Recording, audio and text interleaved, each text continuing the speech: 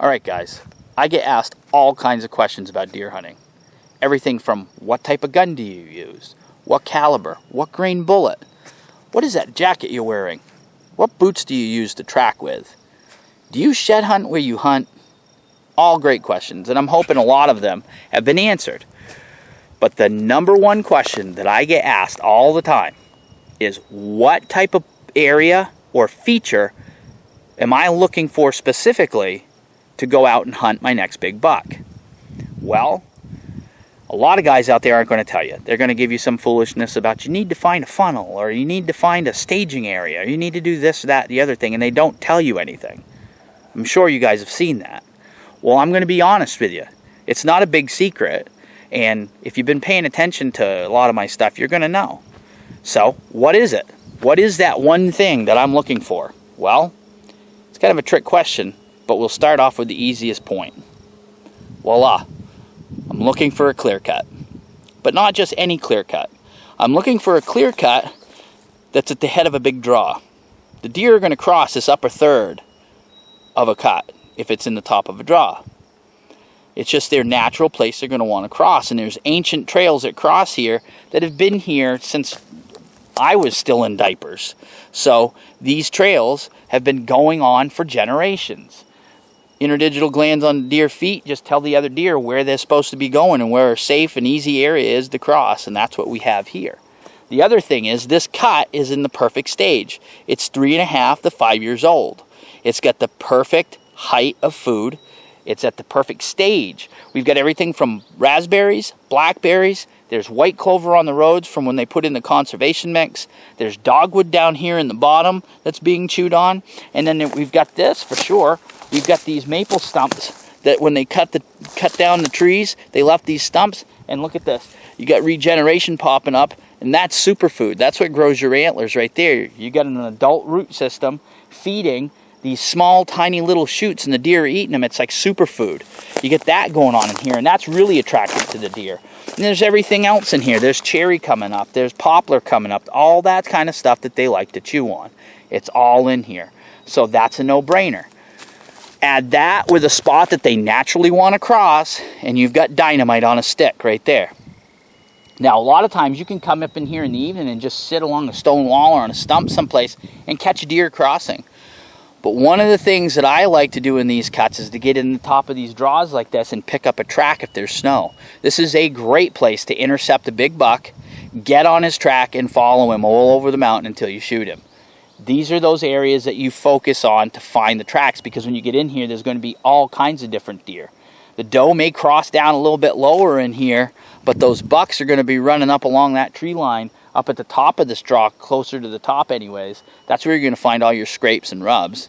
And they're going to be cruising up there because the thermals will be rising up late in the morning, and that's where they're going to be. These places are awesome. The other thing I'm looking for is elevation. Now, a lot of guys don't put a lot of emphasis into elevation. I do. Personally, I find that the higher up I am, the bigger the bucks I find.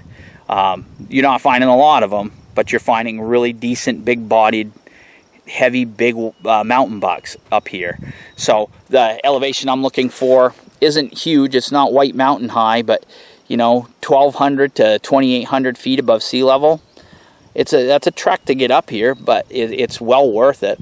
You're not going to run into the type of deer you will down in the flat country, but you're going to run into something pretty decent. And if you got legs on you and you can move, you're going to hopefully get right on one. So hopefully that answers your question, what I'm looking for. All right, now I hear you. Now you know where I want to hunt and why I want to hunt it. And now you're going to ask, how do I find these things? There's a number of different ways. One, I have an area that I have in my head that I want to try. I go online and I look for a cut. When I find that cut, I click on the topographical feature and I look in to see if that cut has the features in it that I'm looking for, a draw or a saddle. If it doesn't, I'll continue to look and see if I can find a super cut, I'll call it, where it has that feature in it. If it does, I'm golden. I'm going to go there, put boots on the ground, and see what the deer activity is like. And as you know, a lot of times when you look at these maps, the cuts look new on them, but when you get there, they're 10, 11, 12 years old, and they're not worth anything. So you do have to put boots on the ground. You do have to put some effort into it. But if you find that you do have a 3 to 5 year old cut right there, you're in the money. Now, if you find a cut that has a draw off 100 yards one way or another, or a saddle up ahead of it, it's still going to be worth hunting. It's not a super cut. It's not really something that I'm going to go and focus on 100%, but I still will go there just to check it out and see what the sign is. And you should do the same thing. You can't always get a perfect cut. They are holy grail. But when you can find them, they're well worth the effort of finding them. Now, the other thing that you can do is talk to a forester or a logger, or talk to somebody who's in the industry and say, hey, have you done any cuts lately? You know, in the last couple of years, any place that I can hunt. If you know somebody who's in the business and he can give you a tip, those are a lot of times the #1 ways to really kill a big buck, because a lot of those guys are well willing to let you know, especially if they're not into hunting like you are. So it's always good. Word of mouth always helps. Talk to a forester. Maybe he has a spot in the White Mountain National Forest or something that he's had cut, and it's in the perfect place. It's way far back out in there, and there's not going to be a ton of people hunting it.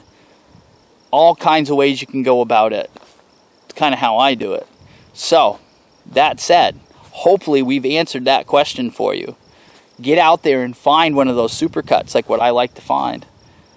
It may just be where you get that big buck. And one other thing, click like and subscribe, would you? I need to get to 2,000. And if I hit 2,000, maybe I'll do another random draw and get some of the Quest for 200 gear to you, a t-shirt and hat or something. So let's try to get to 2,000. We're at 1,800 right now. Let's get to it. So thanks for watching. And click like and subscribe.